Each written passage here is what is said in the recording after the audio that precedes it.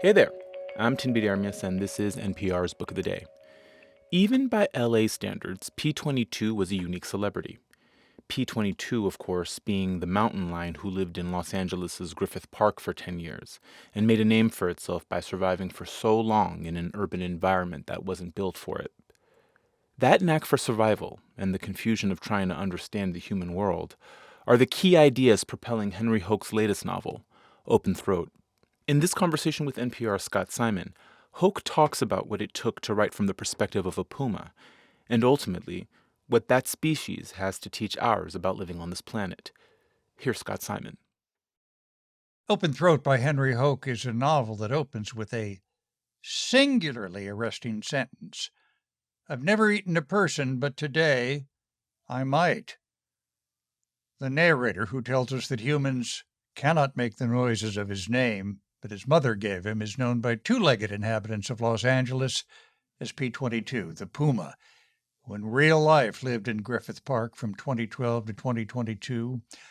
Every day for him is a struggle to survive the effects of being crowded out of his habitat by floods, earth rumblings, and human animals.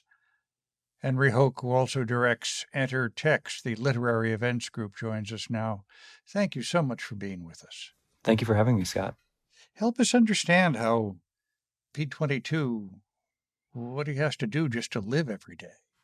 Well, I think that it was such an inspiration to me to be living, as a contemporary of this lion, because I moved to the neighborhood of Los Feliz, right by Griffith Park in Los Angeles around the same time that P22 crossed the 405. And it was really interesting to think about how much P22 became sort of a stand-in for the urban encroachment on wildlife and wild spaces, and made me think of how sort of isolated you can be in Los Angeles. And I think those kind of things were always echoing for me before I left Los Angeles and thought I should write a book about it, and then came to this narrator as the way to do it.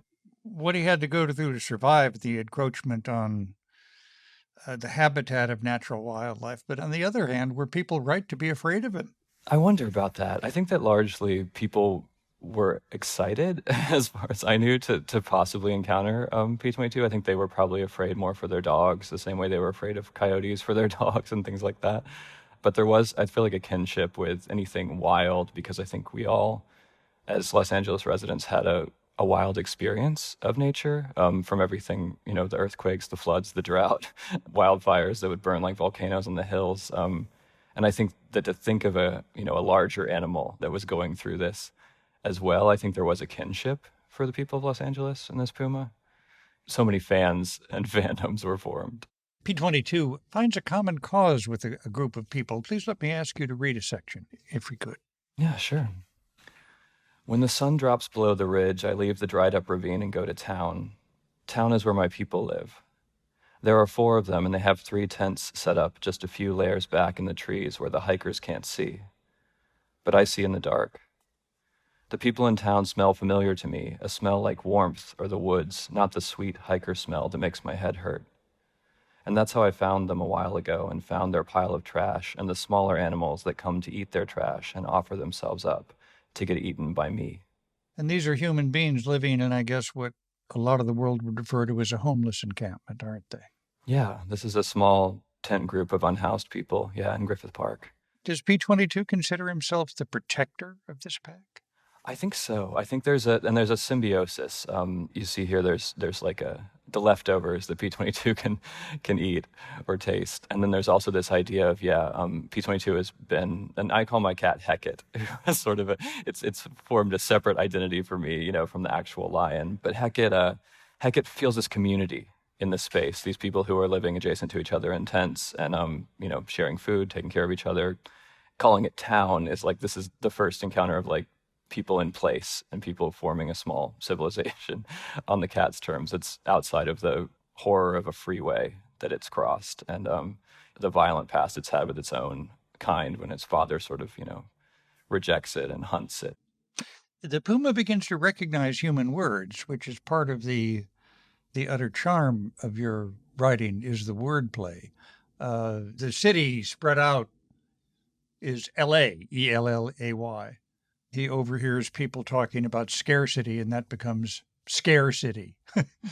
What's happening to the puma that he begins to piece that together, do you think? Yeah, I think that these words keep storming around in its head and getting confused. The idea of a therapist as something, is it prey or is it a service, or is it sustenance? What is it in relation to people? And then scarcity, right? Two words being, instead of scarcity, which it experiences very acutely, but it hears that as a place, like a place we inhabit. And I think that really, some of those things just made sense to me, I think. And so I had a lot of fun making them the ways that the cat is ordering the world. What do you hope we can take from a story set inside the skin of it hurts me almost to refer to him as an animal at this point, but I say this with the highest compliment, because we are all animals. Well, I guess that's exactly it. We are all animals. I think that projecting onto animals is something, we do a lot, right? Whether it's our pets or, as we've talked about P22, like the idea of a city sort of imagining this cat as a celebrity, or sort of projecting our own needs and consciousnesses. And for me, it was really like, I was like, well, even like gender and things that this cat and, I myself struggle with or am on a journey of. We should explain, not to give anything away, we're talking about a queer cat here. Yeah. This is a genderqueer cat. This is a cat who is, both homosexual feelings and a struggle with a gender identity, and is both affirmed and denied that identity by various, figures, animal and human, in this book. I felt, as far as taking away, I feel like if we can empathize with an animal, in this kind of crisis situation, I think it's important to empathize with everyone who's dealing with climate change and with rampant inequality. I think just finding the empathy in every figure and in how we're all connected around what's happening to our world, I think was really important to me as I wrote it. Open Throat is the new novel from Henry Hoke. Thank you so much for being with us. Thank you, Scott.